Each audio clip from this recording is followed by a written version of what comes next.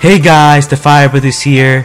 It's just me, and oh boy, I bet you guys want an explanation. Because, well, the last episode of this series was about half a year ago, and okay, I know you guys are waiting for a huge, explanation and stuff, but to keep things short, I just got lazy, and it started to get a little unfun doing this series. But if this video makes plenty of good views, likes, and comments, I'm gonna do this more regularly. Sounds like a good deal? Okay, good. Now for the second part of this small skit. You guys are probably wondering, Fire, what happened to Sideways? So last time I found Sideways and he had my whole team captured, and of course I saved it. Like, I'm not gonna lie guys, it was a really intense fight. There was good guys, bad guys, explosions. I'm not gonna lie guys, I was magnificent. So I beat Sideways and single-handedly rescued my team. He tried to call me back a couple of times, asking me to team up or to make a collab with him, but after what he did, I kinda just ignored him. Fire, whatever happened to the deal we made? Fire, pick up. But don't worry guys, I bet that's not the last we're gonna see of Sideways. I'm sure he'll be back. But hopefully not anytime soon. I'm still a little mad at him. Anyways, so I hope you guys enjoyed this new episode of Wasted Potential, this series that went on hiatus for half a year, but now it's being revived. So let's begin by talking about the newest character in the Transformers Cinematic Universe, Blitzwing, and see how bad he was wasted in the Bumblebee movie.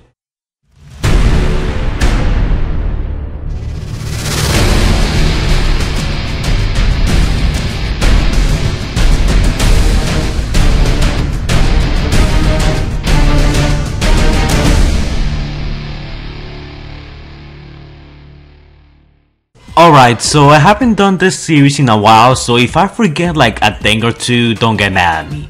In this section, I believe we were supposed to talk some background info about Blitzwing. And listen, I'm gonna do this right now because I know there's tons of you guys who are tired of hearing this and get really triggered when someone says that, but I'm gonna do this one joke. And after that, I'm not gonna do it again, I promise. You thought I was Starscream, but it was I, Blitzwing! There. I did it, okay? No more Starscream / Blitzwing jokes. Okay, so Blitzwing is a pretty controversial character because he looks like Starscream. And at the beginning I was pretty upset, and also I was the first one to call that. I was the first one who said that they're gonna change that Seeker to be someone else. It's probably not Starscream. People called me crazy. They treated me like I was a heretic. But I was right. It turned out to be someone else. So, in your face. Unless you believe me, then good job. So despite that early deception, Blitzwing had a pretty minor role in the film. He never really did much but fight Bumblebee. But worry not, because there's still other pieces of media that Blitzwing is in, so we're gonna have plenty to talk about. So let's begin as to how he was wasted in the movie. Okay, so before we begin, I want to point out something that I just realized. Bumblebee lands on Earth and gets chased by Sector 7. And then Blitzwing shows up out of nowhere and starts harassing Bumblebee. Now, how did Blitzwing find Bumblebee? Because Shadow and Dropkick had to accidentally stomp into him because Charlie activated the whole radio signal when she was repairing Bumblebee. But Blitzwing kinda shows up on nowhere. So you're telling me that Blitzwing was tracking Bumblebee through space and somehow Blitzwing managed to land in an US Air Force base in time to scan a vehicle mode and basically track Bumblebee down through the forest? Yeah, I'm not saying lazy writing or contrived storytelling, but it's kinda odd. I would like to see TransTheories make a video about that. So yeah, go and let him know about that. It's a really interesting topic, I probably won't even cover it. But anyways, so Blitzwing appears, he harasses Bumblebee, Bumblebee retaliates saying, "You're not gonna bully me!" But then Bumblebee gets the crap beaten out of him. Then Blitzwing starts interrogating Bumblebee for information. He's like, "Where's Optimus Prime?" Bumblebee's like, "I'll never talk." Then Blitzwing's like, "Okay bro." He takes out his voice so he never talks again. I gotta give him props for, actually doing something. Most people would just monologue. He actually tried to do something. But then he throws Bumblebee off the cliff, he monologues some more, and Bumblebee takes that chance to kill him. Blitzwing, you were doing so good. Why did you have to monologue? But anyways, that's it for Blitzwing. I should have thrown a spoiler warning, not that I think about it. I'm sorry. But that's it for Blitzwing actually. He doesn't really do much, which is kinda sad because, I mean, I hate the fact that this is Blitzwing.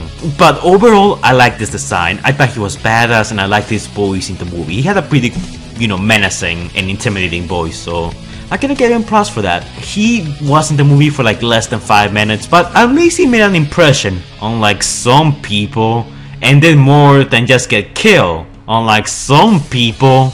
But yes guys, that's it for the movie, and now we're gonna go to the comics. And yes, Blitzwing actually appears in the comics, so that should be interesting. So now we're moving on to the Bumblebee prequel comic. So I know what you guys are thinking, it's a comic, it's not canon, why are you covering this? And yes, the comic is not canon because it gets disproven, but something really interesting about the comic is that while it doesn't fit with the B movie, it actually fits with The Last Night. So the comic is actually a what if version of what if Michael Bay decided to, do the Bumblebee movie in his universe. Keeping the whole World War II Bumblebee and all the other aspects from the other movies, which is really interesting. I'm gonna do a video about that, but anyways. After Bumblebee had a run-in with Diabla, Blitzwing showed out of nowhere and started attacking Bumblebee. So Blitzwing started fighting Bumblebee, and he was also triple changing and just throwing Bumblebee around. Oh yeah, this Blitzwing can triple change. So for those of you who are upset with the movie interpretation, the comic is for you. So after basically causing countless explosions and chasing Bumblebee around London, Bumblebee managed to escape Blitzwing's onslaught. He was later seen next to the other Decepticons once Bumblebee infiltrated the Decepticon base. When he was in there, the mastermind of the whole operation, Malignus, scolded Blitzwing for failing to keep his soldiers in line. Diabla had just turned her back on the Decepticons and allied with Bumblebee and the humans to actually stop the Decepticons from launching a nuclear warhead. Oh yeah, by the way, this takes place during the Cold War and the Decepticons are basically trying to get the humans to nuke one another. It's a pretty good plan. So anyways, a fight happens, Blitzwing and the other Decepticons try to stop Bumblebee and the humans. They are unsuccessful, of course, and during the fight, Malignus sends a nuclear warhead to hit the Soviet Union, making it look like it was the Americans who did that, which will trigger a chain reaction of the humans nuking one another and allowing the Decepticons to take over. Diabla, using her rocket boots, flew up in the air to try and redirect the missile somewhere else. Blitzwing noticed this and took his gun ready to kill Diabla. But while this happened, Bumblebee pushed him, and this caused Blitzwing to not shoot Diabla but actually shoot the missile. And the missile basically went out of control and it was redirected to hit the Decepticon base with the humans, Bumblebee, Blitzwing, and everyone else in it. Bumblebee and the humans started running out of the base, but Blitzwing was a little injured and he didn't have the time to do it. So he grabbed the Decepticon dead end and basically used him as a human shield to protect himself from the nuclear explosion. And shockingly, Blitzwing survived. He was a little damaged, but he managed to transform into a jet and escape the scene. Bumblebee noticed that Blitzwing was trying to escape, and he unleashed all of his fire on him, but to no avail. Blitzwing managed to escape. We later find out that apparently the missile killed Diabla, which by the way, she's like Bumblebee's girlfriend in the comics, and Bumblebee gets really angry by this. He decides to pursue on a path of revenge. And the comic basically ends with Bumblebee chasing Blitzwing throughout the whole world until finally he finds him, and the two engage in battle once more, and Blitzwing dies. Yes, this comic is actually in continuity with the Michael Bay movies, not exactly the B movies, so since we don't see Blitzwing anywhere else and we know Bumblebee survives, we can make some assumptions. So yeah, even in the comics, Blitzwing dies. Poor guy, he died as he lived. A disappointment. Anyways, it's time to move on as to my overall thoughts on Blitzwing.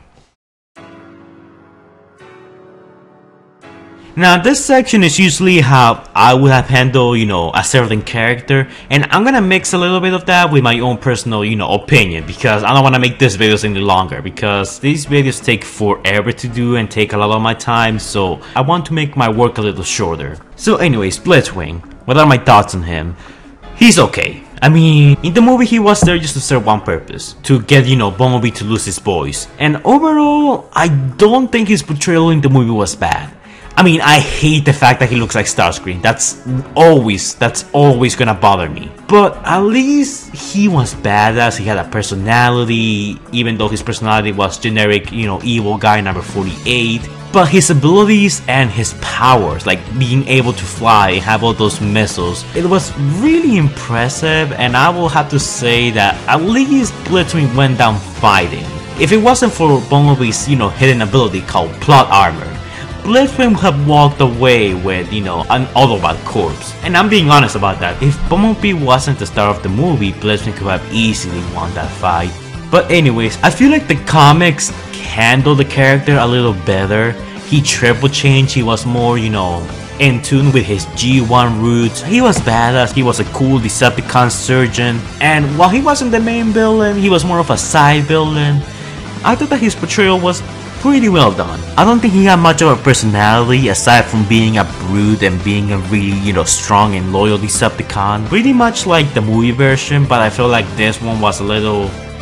it had a little bit more character to him. It's hard to tell. You have to read the comics for yourself, but I feel like Blitzwing was a little bit more imposing in the comics than an actual character. He was this menacing force, much like Infernicus. So in the comics I thought he was okay. He was alright. The movie, for what he was, I thought he was good. I think he did a good job. He did his, you know, job pretty well. He came in, beat the crap out of Bumblebee, and then died. He did good. It's alright. But the problem is the name. If this was like some random Decepticon, no one would have a problem with that. But the fact that this character is an iconic G1, fan favorite, beloved Decepticon, that's what's pissing people off, because we never saw him triple change, and there's so much more you could do with the character. Animated did a good job with the character. I never thought I would want, you know, a Blitzwing with 3 different faces. There is so much you can do with Blitzwing, and that's what upsets me the most. I don't mind his portrayal in the movie. I thought he was fine. The problem is that there's a lot of wasted potential. You could have done way more with him. If you could replace like Blitzwing with some, I don't know, another generic character that no one likes, someone less popular than Blitzwing, like Dirge, people will probably not mind as much. They will probably be like, oh, Dirge died again. Wow, what a surprise. But then again, the main reason why this character in particular was named Blitzwing is so that Hasbro can sell more toys and make, you know, more triple changing toys. And if you don't believe me, Hasbro has recently made 2 new toys out of him. One is him transforming into a tank, even though that never happened in the movie, and the other one is his jet form. If you make a triple changer, you can sell more toys. You can make a car version of the character, and then you can make a flying version of the character, like Dropkick from the Studio Series toy line. People say that this version of Dropkick is inaccurate, but it's actually pretty accurate. This is more of a what if Dropkick picked the helicopter and never picked the car. Same thing goes for Studio Series Shatter. And I think that's the biggest wasted opportunity here. We never saw him triple change, and that's what pisses people off. I would say that the comic did a better job, and I don't mind the comic. I think the way they did Blitzwing in the comic was perfect. He wasn't really expandable, but he was menacing, he was powerful, he was strong. And overall, he's like this Decepticon surgeon, and that's kind of what Blitzwing was in G1. He was never one of the main, you know, head honchos like Shockwave, Soundwave, or Starscream. He was one of those, you know, Decepticons that just stood out. And I think the comics caught that feel pretty well. But anyways guys, that's how I would have handled him. And, you know, my thoughts on him. So now we're gonna move on to the wasted potential scale and rank him.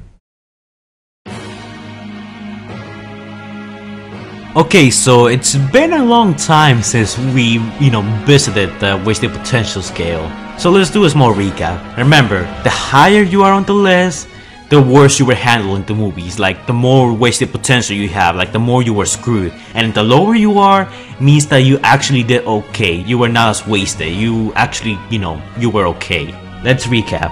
Number 1, RC. Number 2, Shockwave. Number 3, Soundwave. Number 4, Devastator. Number 5, the Twins, both of them. Number 6, the Transformers 5 Decepticons, and by that I mean all of Megatron's crew. Number 7, Jolt. Number 8, the Dreads. Number 9, Brawl. Number 10, Dino/Mirage. Number 11, Wheeljack. Number 12, Infernicus. Number 13, Bone Crusher. Number 14, Blackout. Number 15, Cliffjumper. And number 16, Jazz. We're gonna have to do another video for Cliffjumper, the movie version. Don't worry guys, that's coming up next. So where will I rank Blitzwing? I feel like at least the movies and the comics, for what they were, they did a good job with him. Sure, there's plenty of other stuff you could have done with him, but I don't think he was as wasted as other characters. So where will I rank him? Well, it's a tricky one. He's like somewhere between the rankings 1 to 10 and 11 to 20. I don't think he's quite RC level yet. Unlike the Transformers 5 Decepticons who were nobodies, he actually was important. And considering he's a famous G1 character, he's gonna rank somewhere around number 1 to 10. So it's been a while since we had someone ranked this high. I don't think he's as bad as RC, Shockwave, Soundwave, or Devastator because oh my god, Devastator didn't even fight anyone.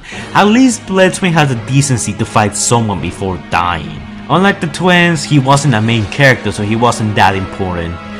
I am tempted to put him somewhere around number 6 or number 7. While Joel was more of a side character and he was never that important, even though like the plot kinda depended on him. Blitzwing, he fulfilled his plot, like what was required of him was done. The problem is that now that he's gone, we cannot have Blitzwing as a triple changer because he's gone. Like animated Blitzwing with the 3 faces, gone. Like G1 Blitzwing with the sword and stuff, gone. No more of that. I'm going to place Blitzwing at number 6, replacing the Transformers 5 Decepticons. And this is a tricky one for me because Blitzwing is that rare case of a Transformer, you know, actually doing good in the movies and the comics for, you know, what they were. But at the same time, him being used this early and him dying this early kind of ruins a lot of other storylines and appearances and cool action scenes you could have done with him if, you know, he would have been an actual triple changer and if he would have, you know, had more character and stuff. I just feel like Blitzwing is really tricky. But I'm gonna place him at number 6 just because of his G1 popularity and the fact that we're never gonna get to see that in the movies. So I'm a bit conflicted about this one, but I'm gonna place him at number 6. So yeah guys, that's just my opinion. Let me know where would you rank him in the wasted potential scale. I definitely do believe he should be lower than Devastator, but I think he should be higher than Brawl or Mirage, one of those two.